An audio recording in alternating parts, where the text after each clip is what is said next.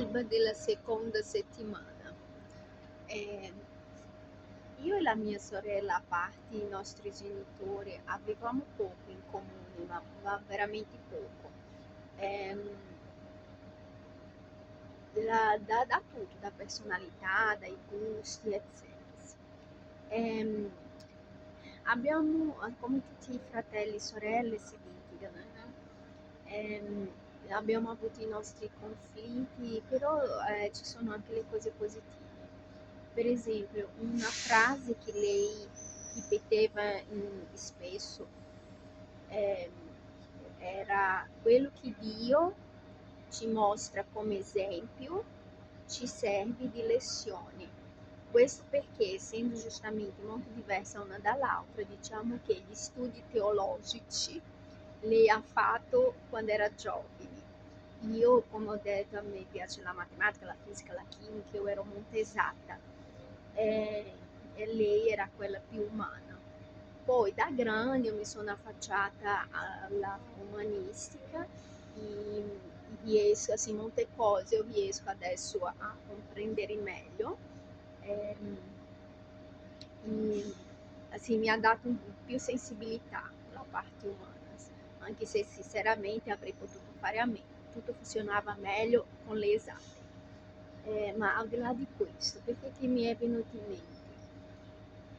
Ehm, Perché mentre io pensavo nelle sue parole, mi sono venuti in mente due fatti. Uno che io già avevo parlato, che ho avuto un collega che ha passato tutta la vita pensando di essere stato abbandonato dalla sua madre, perché i suoi genitori si sono separati quando loro avevano 8 anni, si sono separati in quel periodo che a malapena l'Italia accettava ancora il divorzio. E lui ha detto che dopo quel fatto la sua mamma non l'ha più cercato, eccetera, eccetera, nonostante abbia fatto un'altra famiglia. E lui è molto risentito di questo, perché l'ha toccato essere cresciuto dalla moglie attuale eh, del suo padre. E a me è sempre sembrato assim strano, perché assim, bisogna essere molto, molto strani. E quindi oggi, come io vivo in prima persona questa, questa atrocità che hanno fatto con me e mio figlio, probabilmente appunto per motivi futilissimi, non solo per la legge della bigenitorialità, che è una grande fregatura, ma probabilmente per motivi futilissimi, molto probabilmente, io conosco il padre del mio figlio, molto probabilmente c'è già in mezzo altre cose che è facile da dedurre, che nessuno dice, ma che conviene fare fuori bene. E, insomma, conviene nella testa loro, perché io, sinceramente, io auguro figli maschi, però poter lasciare il mio figlio con me. Però le femmine sono cattive. Il problema del mondo non è il patriarcato, perché ricordatevi che il patriarcato esiste perché sono le madri a allevare i figli. E se le madri sono maschiliste, è logico che cresceranno dei maschi maschilisti. La prova è che le donne, quando hanno avuto accesso alle istituzioni e a dei posti dove loro avrebbero potuto cambiare in meglio per le donne, è un periodo che, guarda caso, nonostante ci siano tante donne al governo, cosa stiamo facendo? Tornando indietro nel tempo. Le donne hanno già perso, perché non si accorge che non vuole. Le donne stanno tornando indietro e tornando al Medioevo, per non dire peggio del Medioevo. Quindi il problema di base non sono i maschi, il problema di base sono le femmine. Loro sono cattive, sempre lì, 99,9% di loro sono cattive, bigote, due neuroni, come costumo dire io.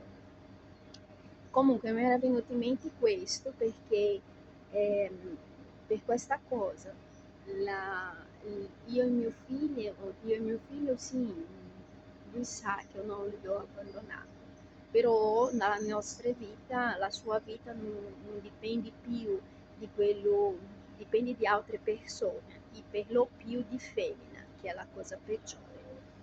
E poi l'altra cosa anche che mi è venuta in mente quando mi sono ricordata di questo, quello che Dio, ehm,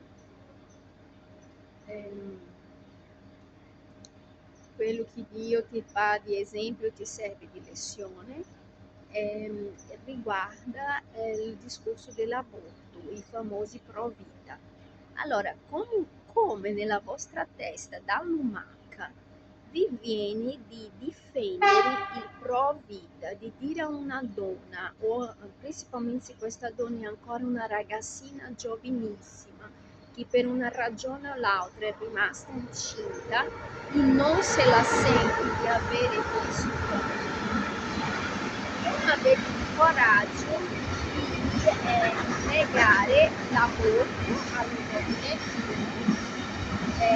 lasciando stare tutte le altre problematiche che già avevo parlato, o perché anche nei posti dove non è negato, però se tu dici che hai fatto un aborto vieni comunque esclusa, come sono escluse le mamme senza marito, le famose madri single. Non esiste madre single, esiste madre come esiste padre. Quello che fa diventare una madre single è il peso che la società da- eh, è un peso che la società impone alle madri che non sono sposate, e la mancanza di supporto di servizi, mi riferisco, a mancanza di supporto di servizi che le donne si trovano, mentre i maschi no, i maschi sono supportati dalla società, tanto è che non si dice padre solo, e sono anche supportati da tutti i servizi perché ci sono le ancelle degli Stato pronta a difenderli, anche a morire per la loro causa. Però il succo è questo, vedi, perché mi è venuto in mente tutto questo? Perché, come ho detto, alba della seconda settimana, e mentre io sono qua a fare su e giù, spendendo soldi che non ne ho, e sono stanca. E tutto questo per cosa? Per i due neuroni delle ancelle dello Stato, e perché eh, un idiota si è svegliato un bel giorno si sentendo escluso dalla paternità, perché non c'è un'altra frase, perché un idiota un bel giorno, forse è indotto da femmine due neuroni, si è svegliato dopo 8-9 anni dubitando di essere il padre del figlio, però allo stesso tempo si sentendo rubato di una, come si chiama, di una pensione elemosina di 300 euro, insomma, ma tipo, perché assim, il succo è non avete il diritto di criticare le scelte delle donne, nessuna, ma nessuna scelta. Il punto in questione oggi è il discorso dell'aborto. Non avete il diritto di criticare questa scelta delle donne perché non siete voi che dopo dovete portare in grembo il bambino, non siete voi che dopo dovete soffrire per mettere questo bambino in mondo, non siete dopo voi che dovete alimentare col tuo corpo, il tuo sangue, tutta la tua esistenza questo bambino per dopo venire strappato come si strappa i figli dei cani, dei gatti, degli animali. Quindi svegliatevi donna perché parità non c'è. Allora, la donna nella società non è nient'altro, ma proprio nient'altro che una macchina partoriente, un insieme di elettrodomestici viventi. E lì adesso mi viene in mente Elon Musk con i suoi robot. Forse un giorno, le donne potranno sentirsi un essere completo quando loro stesse si scopriranno come un essere completo, perché finché loro saranno lì a addossarsi dei sacrifici, compiti che non appartengono solo a loro, delle responsabilità che non appartengono solo a loro, e principalmente sabotando la vita di altre donne, non esiste parità, non esiste neanche una intelligenza sufficiente perché si possa parlare di questa parità. Comunque, ragazze, non fate figli. Guardi, nel mondo di oggi non fate figli, a meno che siate ricche, ok? E vi consiglio di andare via dall'Italia. Non fate questo bambino nascere in Italia, perché se fate un bambino nascere in Italia, il figlio non è vostro. Ma non è solo in Italia, no, in Italia è peggio.